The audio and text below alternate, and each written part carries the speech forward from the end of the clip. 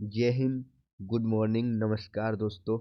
आप सबका हार्दिक अभिनंदन है स्टडी विद कुमार अमरदेव पर। और मैं आपका दोस्त कुमार अमरदेव हाजिर हूँ आज की यानी 23 जनवरी 2022 की डेली करंट अफेयर्स की शानदार क्लास। और आज की इस बेहतरीन क्लास में हम चर्चा करेंगे उन बेहद महत्वपूर्ण 5 प्रश्नों के ऊपर जो कि आपके लिए प्रतियोगी परीक्षाओं में महत्वपूर्ण हो सकते हैं, जिनके आने की संभावना है। तो दोस्तों, आपका दिन मंगलमय हो, शुभ हो। इन्हीं मंगल शुभकामनाओं के साथ आइए शुरू करते हैं आज की इस क्लास को। तो ये रहा आपकी स्क्रीन के ऊपर आज का पहला प्रश्न। और दोस्तों, पहला प्रश्न ये है कि आईपीएल टीम लखनऊ का कप्तान किसे नियुक्त किया गया है। दोस्तों, जैसा कि अब 2022 में आईपीएल का जो संस्करण है, इसमें 10 टीमें भाग लेंगी। दोस्तों, आपको बताना चाहूँगा कि आईपीएल यानी कि इंडियन प्रीमियर लीग, जो कि 2020 क्रिकेट का प्रारूप है और भारत में ये लीग खेली जाती है। इसकी शुरुआत 2008 में हुई थी दोस्तों। ठीक है, 2008 में इसकी शुरुआत हुई तो पहली जो आईपीएल जो टीम चैंपियन बनी वो राजस्थान रॉयल्स थी। तो दोस्तों, जो अंतिम इसका संस्करण हुआ 2021 का, उसमें 8 टीमों ने क्या लिया था, भाग लिया था। लेकिन अब तय किया गया है कि इसमें 10 टीमें भाग लेंगी जो 2022 में आईपीएल खेला जाएगा। उसमें दो नई फ्रेंचाइज जो दो नई टीमों का गठन किया गया है, वो एक है लखनऊ और एक है अहमदाबाद गुजरात। दोस्तों, तो जो नई टीम बनी है लखनऊ की, उसका जो कप्तान है वो किसे नियुक्त किया गया है, ये आपको बताना है। तो दोस्तों, लखनऊ टीम का कप्तान नियुक्त किया गया है केएल राहुल को, लोकेश राहुल को, जो कि वर्तमान में दक्षिण अफ्रीका में दोस्तों भारत की जो वनडे टीम है उसका भी नेतृत्व कर रहे हैं। इससे पूर्व यदि मैं बात करूं तो लोकेश जो राहुल हैं, केएल राहुल हैं, वो आईपीएल टीम जो किंग्स इलेवन पंजाब थी उसकी भी क्या कर चुके हैं, कप्तानी कर चुके हैं। यदि मैं बात करूं जो दूसरी नई टीम बनी है दोस्तों अहमदाबाद, उसकी कप्तानी सौंपी गई है हार्दिक पांड्या को। हार्दिक पांड्या दोस्तों, जो कि पूर्व में मुंबई इंडियंस को अपनी सेवाएं दे चुके हैं, लेकिन मुंबई इंडियंस ने इस बार हार्दिक पांड्या को रिलीज कर दिया है, यानी उनका साथ छोड़ दिया है। लेकिन अहमदाबाद ने उन्हें अपनी टीम का कप्तान नियुक्त किया है। दोस्तों, आईपीएल के बारे में और थोड़ा सा मैं आपको जानकारी देना चाहूँगा यहाँ पे कि जो 2021 का जो टाइटल था वो जीता था चेन्नई सुपर जो किंग्स है, महेंद्र सिंह धोनी वाली जो नेतृत्व वाली जो टीम है उसने। दोस्तों, चेन्नई सुपर किंग्स जो है उसने अब तक आईपीएल के इतिहास में 4 बार ये टाइटल अपने नाम किया है। यदि मैं बात करूं सर्वाधिक बार आईपीएल टीम जीतने वाली टीम है तो वो है दोस्तों मुंबई इंडियंस, जिसका नेतृत्व 2022 में भी किसके कंधों पर होगा, रोहित शर्मा के कंधों पे होगा। दोस्तों, यदि आईपीएल इतिहास की मैं बात करूं तो सर्वाधिक जो रन बनाने वाले खिलाड़ी हैं वो हैं विराट कोहली। उन्होंने लगभग 6237 के आसपास क्या बनाए हैं, रन बनाए हैं। यदि इस आईपीएल इतिहास के सबसे सफल गेंदबाज की बात करूं तो वो हैं दोस्तों लसित मलिंगा, जिन्होंने कि मुंबई इंडियंस को भी अपनी क्या दी थी, सेवाएं दी थी। बाकी श्रीलंका के बहुत ही खतरनाक गेंदबाज रहे हैं लसित मलिंगा। तो दोस्तों, ये आपको ध्यान रखना है। आइए बढ़ते हैं अगले प्रश्न की तरफ। और अगला प्रश्न ये है दोस्तों कि भारत की पहली यूएनडीएफ यानी यूनियन नेशनल डेवलपमेंट प्रोग्राम यानी संयुक्त राष्ट्र विकास कार्यक्रम की जो युवा जलवायु चैंपियन कौन बनी है। दोस्तों, संयुक्त राष्ट्र विकास कार्यक्रम जो कि पूरे विश्व में गरीबी दूर करने, शिक्षा के ऊपर और बहुत सारे जो कार्यक्रम हैं उनका आयोजन करता है। तो दोस्तों, हाल ही के दिनों में संयुक्त राष्ट्र विकास के द्वारा एक कार्यक्रम चलाया गया, ठीक है। तो उस कार्यक्रम की जो युवा जलवायु चैंपियन है वो भारत की जो प्राजक्त कोली हैं वो बनी है, ये आपको ध्यान रखना है। तो भारत की पहली संयुक्त राष्ट्र विकास कार्यक्रम युवा जलवायु चैंपियन बनी है प्राजक्त कोली, जो कि दोस्तों एक अभिनेत्री है, ठीक है, तथा यूट्यूबर है। ये बहुत महत्वपूर्ण प्रश्न है, ये आपको ध्यान रखना है। बात करूं यहाँ प्रियंका चोपड़ा की, तो ये भी एक अभिनेत्री है और हाल ही के दिनों में दोस्तों सरोगेसी के माध्यम से ये क्या बनी है, मां बनी है। इन्होंने 2018 में निक जोन्स के साथ क्या की थी, शादी की थी। दोस्तों यहाँ पे मैं बात कर रहा हूँ प्रियंका चोपड़ा की, तो मैंने बताया कि अभी जस्ट हाल ही के दिनों में जो है प्रियंका चोपड़ा सरोगेसी के माध्यम से मां बनी है। दोस्तों सरोगेसी का मतलब क्या होता है? सरोगेसी का मतलब होता है कि जैसे मान लीजिए कोई पति पत्नी है, तो वह जो पत्नी है खुद बच्चा पैदा न कर करके अपने पति का जो स्पर्म है वो किसी दूसरी महिला जो है उसके अंदर उसको प्रवेश करवा दिया जाता है, और जो फिर वह बच्चा है वो है उस दूसरी महिला की कोख में क्या होता है, पलता है। ये कोई समस्या होती है, यानी जो महिला बच्चा पैदा नहीं कर सकती, लेकिन भाई मान लीजिए किसी के पास पैसा है तो वो कुछ भी कर सकता है। तो ये चलन जो है विश्व में चल रहा है। प्रियंका चोपड़ा के अलावा दोस्तों प्रीति जिंटा भी इस तरह से मां बन चुकी है। शाहरुख खान की पत्नी भी मां बन चुकी है इस तरीके से। दोस्तों करण जौहर भी पिता बन चुके हैं इस तरीके से।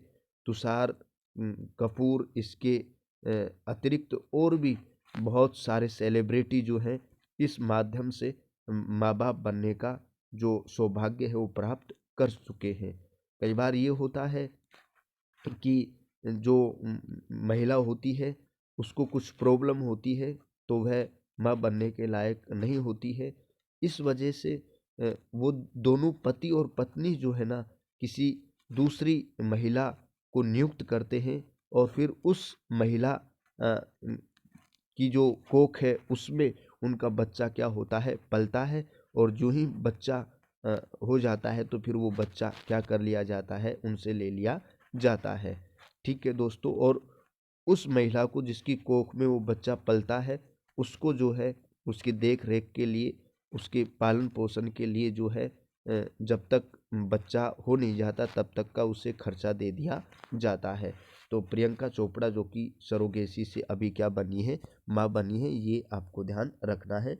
बाकी संयुक्त राष्ट्र विकास जो कार्यक्रम है यूएनडीएफ की युवा जो जलवायु चैंपियन है वो बनी है प्राजक्त कोली, ये ध्यान रखना है। अगला प्रश्न बहुत महत्वपूर्ण है दोस्तों, और प्रश्न ये है कि अमर जवान ज्योति का विलय किस में कर दिया गया है? तो दोस्तों अमर जवान जो ज्योति है उसका विलय राष्ट्रीय स्मारक ज्योति में कर दिया गया है। 21 जनवरी शुक्रवार 2022 को राष्ट्रीय स्मारक ज्योति में क्या कर दिया गया है, विलय कर दिया गया है। दोस्तों यदि बात करूं मैं अमर जवान ज्योति, जो कि दोस्तों 1971 में पाकिस्तान के साथ अपनी क्या हुई, लड़ाई हुई, अपना युद्ध हुआ, और उसके बाद आपको मालूम है कि पाकिस्तान से बांग्लादेश बना। तो उस युद्ध में, उस लड़ाई में जो अपने भारतीय सैनिक शहीद हुए थे उनकी शहादत को सच्ची श्रद्धांजलि देने के लिए दोस्तों तत्कालीन जो प्रधानमंत्री इंदिरा गांधी थी उसने निर्णय लिया कि जो इंडिया गेट है उस इंडिया गेट पर जो है उन शहीदों को श्रद्धांजलि देने के लिए जो है अमर जवान ज्योति क्या की थी, प्रज्वलित की थी। और ये जो अमर जवान ज्योति है ये प्रज्वलित की गई थी दोस्तों 26 जनवरी 1972 को, यानी गणतंत्र दिवस 1972 के मौके पर इस ज्योति को क्या किया गया था, प्रज्वलित किया गया था इंदिरा गांधी के द्वारा। लेकिन दोस्तों 50 वर्षों तक ये ज्योति जलती रही, लेकिन 50 वर्षों के बाद अब इस ज्योति का विलय कहाँ कर दिया गया, राष्ट्रीय स्मारक ज्योति में इसका क्या कर दिया गया है, विलय कर दिया गया है। यदि दोस्तों यहाँ पे देखिए, मैं बता चुका हूँ आप लोगों को, इंडिया गेट की बात करें तो ये ब्रिटिश सरकार ने शहीद हुए 90,000 सैनिकों की याद में 1931 में बनाया था, जिसका डिजाइन एडवर्ड लुटियंस ने तैयार किया था। दोस्तों जो इंडिया गेट बना हुआ है दिल्ली में, उसका निर्माण उस 1931 में करवाया गया था ब्रिटिश सरकार के द्वारा। ये इंडिया गेट दोस्तों बनाया गया था जो 1914 से जो विश्व युद्ध शुरू हुआ था, तो उस समय हमारे ऊपर दोस्तों ब्रिटिश सरकार की हुकूमत थी। हम उपनिवेश के तौर पे काम कर रहे थे। तो हमारे जो भारतीय सैनिक ब्रिटिश सरकार की तरफ से लड़े उस प्रथम विश्व युद्ध में अलग अलग देशों में जाकर के, और हमारे जो भारतीय सैनिक थे वो लगभग 90,000 के आसपास शहीद हो गए थे। तो उन 90,000 सैनिकों की याद में ब्रिटिश सरकार ने 1931 में जो है साथियों इंडिया गेट का क्या किया था, निर्माण किया था। और दोस्तों उस इंडिया गेट पर ही मैं आपको बताना चाहूँगा कि गणतंत्र दिवस 1972 में तत्कालीन प्रधानमंत्री इंदिरा गांधी जी के द्वारा जो है अमर जवान ज्योति जो है प्रज्वलित की गई थी, ठीक है।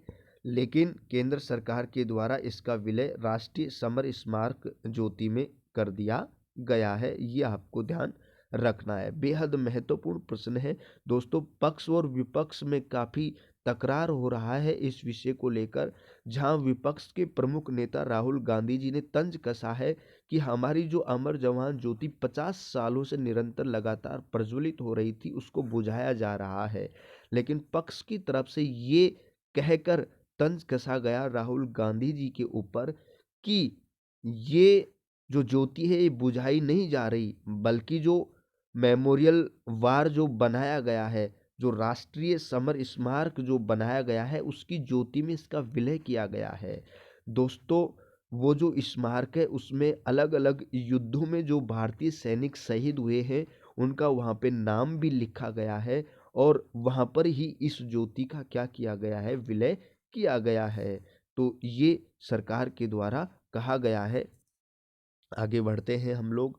अगला प्रश्न है कि महिला football Asia cup AFC Asia football cup 2022 की मेजबानी कौन करेगा या कौन कर रहा है? तो दोस्तों इस प्रश्न का उत्तर है भारत। दोस्तों 2022 का महिला फुटबॉल एशिया कप जो है उसका आयोजन भारत में हो रहा है। ये जो महिला फुटबॉल एशिया कप है दोस्तों 2022 का, ये 20 जनवरी 2022 से लेकर 6 फरवरी 2022 तक चलेगा। इस फुटबॉल एशिया कप में दोस्तों 12 टीमें क्या कर रही हैं, शिरकत कर रही हैं, और उनकी मेजबानी कर रहा है भारत। अगला प्रश्न है दोस्तों कि राष्ट्रीय राजमार्ग एंड इंफ्रास्ट्रक्चर डेवलपमेंट लिमिटेड का प्रबंध निदेशक किसे बनाया गया है? दोस्तों राष्ट्रीय राजमार्ग एंड इंफ्रास्ट्रक्चर डेवलपमेंट लिमिटेड जो कि भारत में अलग अलग जो हमारे सड़क जो बनाने का काम ये प्राधिकरण करता है। दोस्तों जो भी शानदार सड़कें आज आप भारत में देख रहे हैं दोस्तों, उसकी जो जिम्मेदारी है मुख्यतः राष्ट्रीय राजमार्ग एंड इंफ्रास्ट्रक्चर डेवलपमेंट लिमिटेड की है, जिसका गठन की दोस्तों 2014 में किया गया, और इसका जो मुख्य कार्यालय है वो नई दिल्ली में है। तो दोस्तों इस राष्ट्रीय राजमार्ग एंड इंफ्रास्ट्रक्चर डेवलपमेंट लिमिटेड का जो प्रबंध निदेशक है वो हाल ही के दिनों में दोस्तों चंचल कुमार को नियुक्त किया गया है। यदि मैं बात करूं तो अतुल कुमार जो है वो दोस्तों इसी संस्था के तकनीकी निदेशक हैं, ये आपको ध्यान रखना है। लेकिन जो प्रबंध निदेशक हैं वो कौन दोस्तों, चंचल कुमार बनाए गए हैं, ये आपको ध्यान रखना है। तो दोस्तों आज की क्लास में इतना ही। क्लास कैसी लगी एक बार कमेंट करके अवश्य बताएं। आज के लिए इतना ही। नमस्कार, जय हिंद, जय भारत।